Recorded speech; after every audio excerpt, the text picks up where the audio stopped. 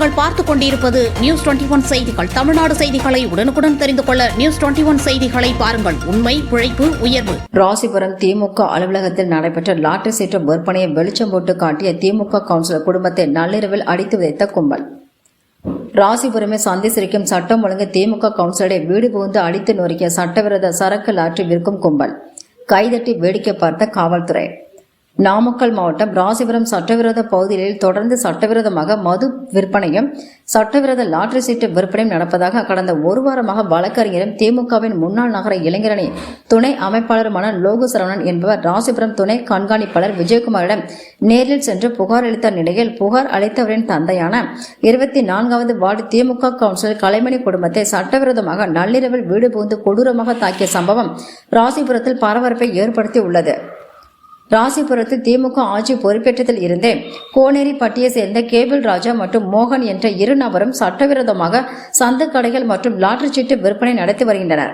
இந்த நிலையில் சட்டவிரோதமாக லாட்டரி சீட்டு நடத்துவதிலும் சந்து கடைகள் நடத்துவதிலும் திமுக 24வது வார்டு கவுன்சிலர் கலைமணியின் மகன் லோகு சரவணனும் மற்றும் கேபிள் ராஜா மோகன் இருவருக்கும் இடையே வாக்குவாதம் ஏற்பட்டுள்ளது.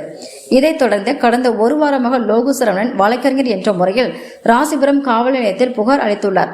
புகார் அளித்து ஒரு வாரமாக கண்டுகொள்ளாத காவல்துறையால் அதிர்ச்சி அடைந்த லோகு சரவணன் அவசர உதவியை 100க்கு அழைத்து புகார் அளித்துள்ளார்.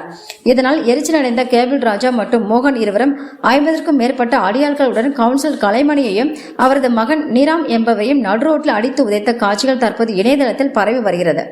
இந்த நிலையில் 1 மணி நேரமாக நடந்த தகராறு அறிந்த ராசிபுரம் போலீசார் சம்பவ இடத்திற்கு சென்ற நிலையில் போலீசார் முன்னிலையிலேயே திமுக கவுன்சிலர் குடும்பத்துடன் தாக்கப்பட்ட சம்பவம் தற்போது பெரும் அதிர்ச்சியை ஏற்படுத்தியுள்ளது. இதில் காயமடைந்த திமுக கவுன்சிலர் கலைமணி மற்றும் அவருடைய மகன் ஸ்ரீராம் ஆகியோர் ராசிபுரம் அரசு மருத்துவமனையில் முதலுதவி சிகிச்சை பெற்று தற்போது நாமக்கல் அரசு மருத்துவமனைக்கு மேல் சிகிச்சைக்காக அனுப்பி வைத்தனர்.